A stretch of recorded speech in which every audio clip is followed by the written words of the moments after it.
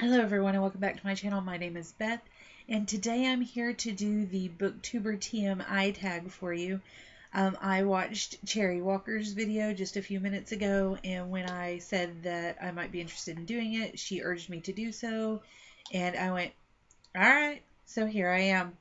Now I am going to tell you that I'm going to try to move very quickly through these questions. There are 50 of them, so if you get a little confused as to something I say, I'm sorry. Let's jump right into it. Number one, whose clothing style from a book character do you like? I really like Kath from Fangirl, how she just wears like leggings and fandom t-shirts. I also enjoy Selena Sardothian's clothing, how she kind of goes from assassin and baggy trousers and things to princess, and she just loves clothing and shoes, and it's great. She's such a girl, and then she goes kills people. And I love the robes from Hogwarts. Who's your book boyfriend or fictional crush? My unrequited loved one would be Ronan from The Raven Cycle. And then I love Mr. Darcy. I've been in love with William Darcy since I read Pride and Prejudice for the first time when I was 9. And there are plenty more, but that's enough. Ever loved a character but then started hating him? Yes, without going into major detail, I'm just going to name the Morganville Vampire series. I can't remember his name. It's been a long time since I've read them, but Rachel Kane's Morganville Vampire series. In the first book, I really liked the coffee shop owner to begin with, and then I started hating him, and then I kind of liked him again, and then I just really hated him. If you have not read that series or anything by Rachel Kane, you need to. There's also a couple of characters in her new series, The Great Library, that I started out kind of liking and then just loathe entirely now. Biggest or longest book on your shelf is number 4, and number 5 is heaviest book on your shelf, and those questions have the same answer. It is the complete works of William Shakespeare. I got the bind-up edition for school when I was in university, and the sucker is about 2 of my heads put together and big, and probably weighs about 10 pounds. It's definitely the biggest one. Do you have any book posters? Not at the moment. I do have a couple of Rachel Kane like little postcards that are up on my wall, but I don't have big posters. Do you have any book themed jewelry? Yes, I do. I actually went to Hobby Lobby one day and they had little books that had different titles and pictures on them from like fairy tales and Shakespeare. So I made some earrings and bracelets out of those. I also have an owl necklace that I'm not wearing today that my parents got me that looks like Archimedes from The Sword and the Stone, which is an Arthur movie, but same thing, right? And then I've got some owls that look like Hedwig, etc. Book OTP or One True Pairing, Selena and Cale from the Throne of Glass series, Darcy and Elizabeth Bennet from Pride and Prejudice. Favorite book series? I love The Hobbit and The Lord of the Rings. I also love Harry Potter, of course. I'm really excited about the Throne of Glass series. I've only read the first 2, but I'm loving it. I can't wait to get the next one started. I also love the Raven Cycle, so those are kind of my new series I love. Favorite book to movie soundtrack? I love the new movie Pan and the way they've incorporated like Nirvana into the storyline. I also love Jungle Book because they've taken some of the things that are said in the book and turned them into songs for Disney, and I love that. And then, of course, like Claire de Lune in the Twilight series that was mentioned in the book and played in the movie.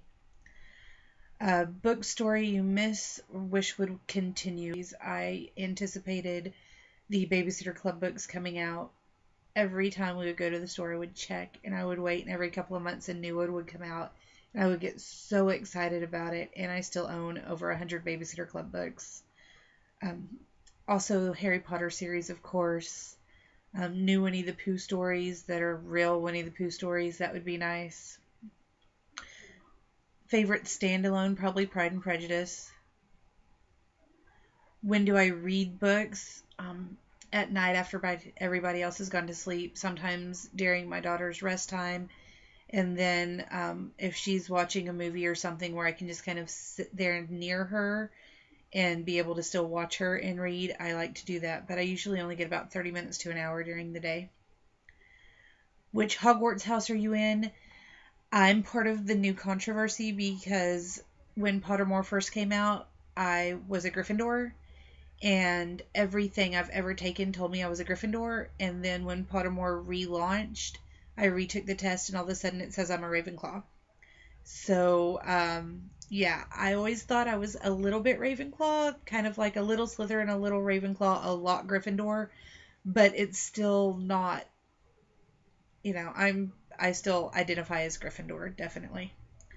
Quality you look for in a book. I love good writing that moves kind of quickly and catches me. Maggie Stiefvater's writing in The Raven Cycle is just amazing.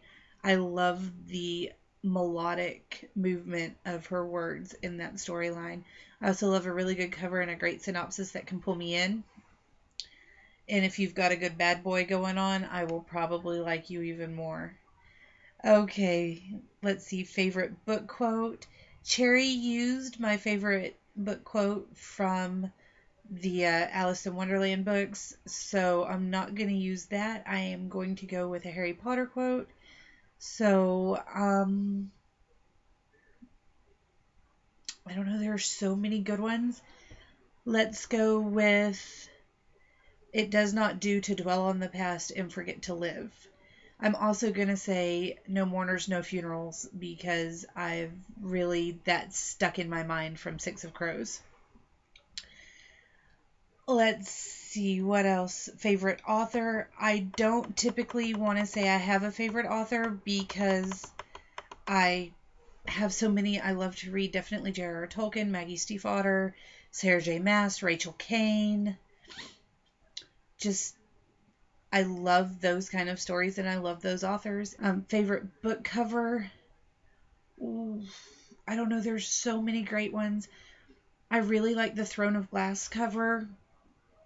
I love just a lot of the new variations on covers. Puffin in Bloom for the Alice in Wonderland, and I know I've seen a Peter Pan, I think, and they're just gorgeous. Action or romance, definitely action. I like a good romance, but it needs to have action involved too. I don't just read romance books most of the time. Where do you go when a sad moment happens? Right here. This chair has been wonderful. I can curl up in it. I don't know if you can tell, but it's like I'm only taking up half of it, and I'm even sitting a little sideways, which is great because I've lost some weight. I'm like, yes. Also, I have had a lot of friends and nieces and nephews and my daughter have sat in this chair with me. We've watched movies. There have been a lot of fun times.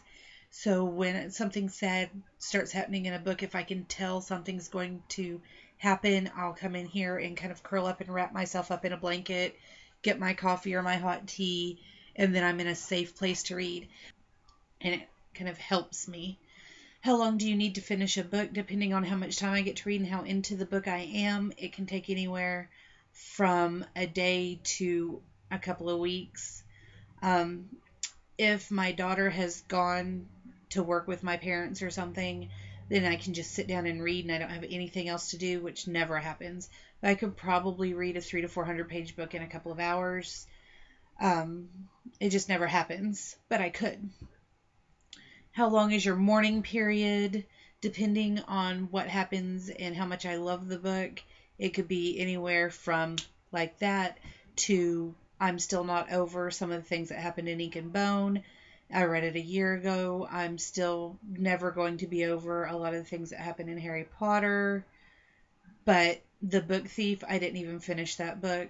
I couldn't get into it, and I really don't care. Which is sad because so many people love it. I just don't see why. Least favorite book. I honestly don't have a least favorite book that I've completed. I do have a least favorite play. That is Romeo and Juliet by William Shakespeare. And if you would like for me to jump up on my soapbox and give you a full reasoning as to why I think it is idiotic and we should not continue to shove it on our youth and force them to read it and watch movies and answer questions about it when they are in their freshman or sophomore year of high school, please leave me a comment down below and I will give you a really in-depth reasoning video for that. Alright, turn-ons in a character. I love witticism. I love great banter. I love characters who are finding themselves or know who they are. They're a little weird, they're a little unique, they're a lot nerdy, and they can actually carry on good conversations. Turn-offs in a character, someone who is narcissistic, someone who is so completely full of themselves they can't see that they're stupid, someone who's just stupid, nasty, vulgar idiocy. Basically, the things that turn me on and off in real life are the things that turn me on and off for characters as well. Reasons I joined BookTube: so that I can do this, so that I can discuss things with you like the turn-ons and turn-offs for characters, where I go when a sad moment happens. Next one is name a scary book.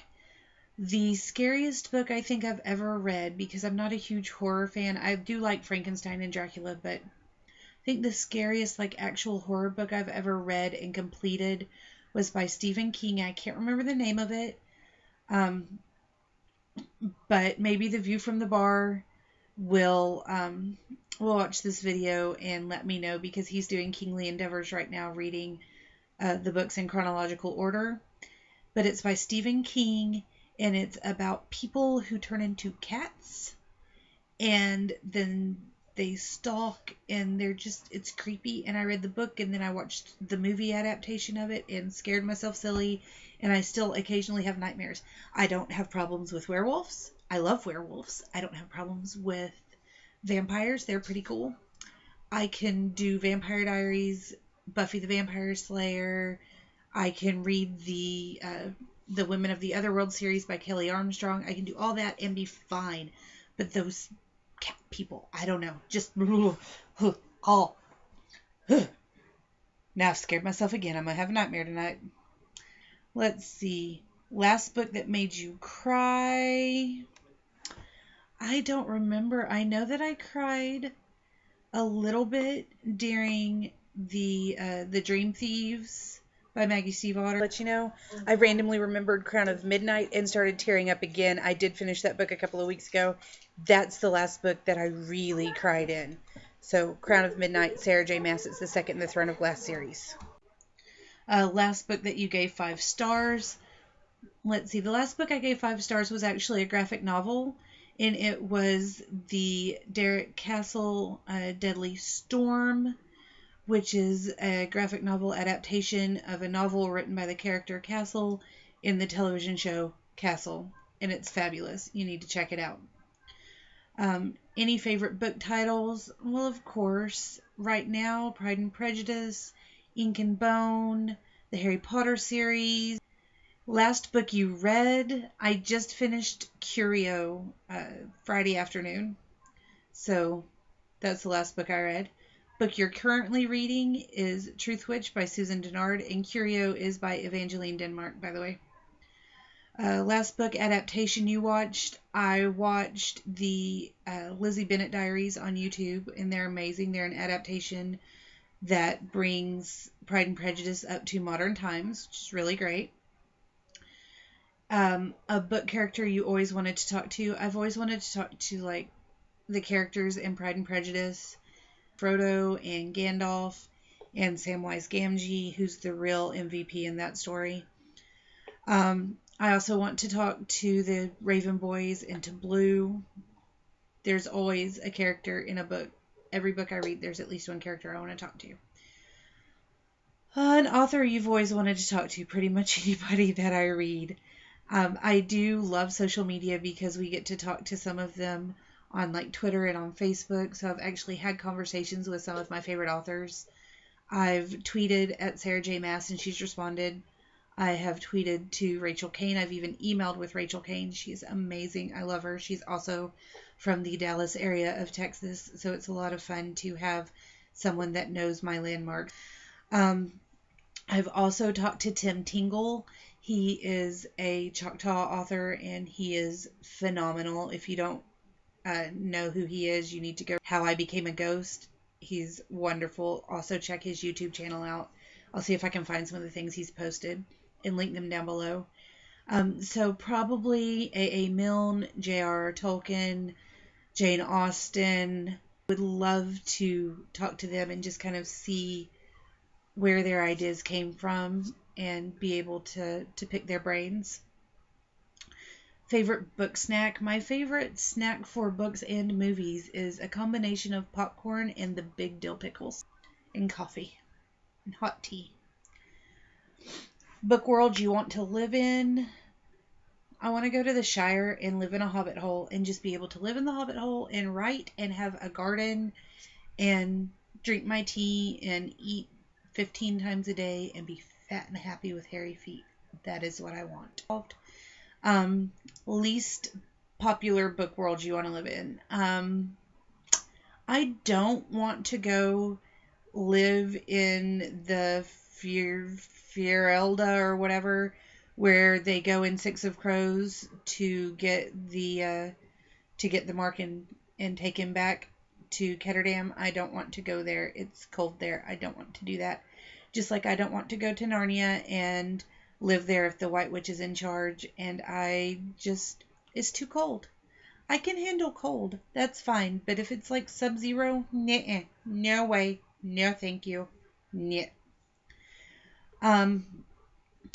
When is the last time that you smelled a book? Well, you know what? Let me tell you something. Right now, I love the smell of books. This is my book, by the way. Isn't it pretty? I love the smell of books. I will go to Hastings even if I know I have no money whatsoever, just so I can walk in and pet the books and smell the books. And when you walk into Hastings, you smell ink and paper and coffee. And it's just almost like heaven. I love it. I love that smell. All right, weird insults used in books. I don't think any insults are really weird, because when you read them in the book and they are in that world, it just makes sense. It's when people like me bring them out of the books and then call you ridiculous dunderheads and things that it gets a little weird. When I need them, they just pop right out. Okay, favorite romance book? Probably The Rakesh Reward. I just recently read that for a review and I really enjoyed it. Do you write? Yes, I write. The book I was sniffing is the first book in the Stone Dragon saga. I've currently finished 4 and published 3 of them.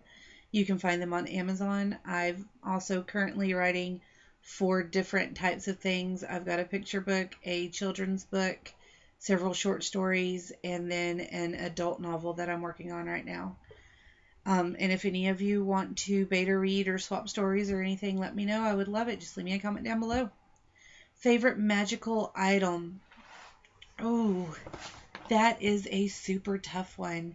You know, I feel like I should say something like a wand, but probably my favorite magical item out of the things that I've read would be the light that the fellowship is given when they go to the Wood Elves. And I don't remember what it's called, which is sad because I will know it as soon as I stop videoing this. Your Quidditch position? Probably keeper, because if they make me fly around too much, I'm liable to fall off and my entire team will die when I'm on my way down to the ground. Name a song you connect to a book. Well, now after reading Pan, I connect Nirvana to a book. I also connect Rush. A lot of Rush's music is based off of stories like Alice in Wonderland, etc. And I connect those to the books as well. There's a lot of like hard rock that has either is based on books or has lines that allude to different novels. And I love it so much. I love finding those little sentences that most people don't realize are there and then going, aha, you like books too. I found you out. Let's see. Favorite book-related chat-up line. Okay, so I know there are a lot of Harry Potter pickup lines and things that you can do. But my favorite fairy tale is Beauty and the Beast. And the other day, my best friend and I were discussing pickup lines. And there's a shirt that says something like, train like a beast, look like a beauty, or something like that. And I thought, hey, we could make that a pickup line. Hey beauty, you want a little beast or, something. And they're terrible. I mean, any way you look at it, that line is absolutely terrible. But I love it. No, I've never used it. We did try it on her fiance, but he kind of looked at us like we were just mentally ill and we moved along very quickly. Favorite book fandom? I love any book fandom that I'm a part of. It just kind of connects you. So I just love all of them. How many books do you own?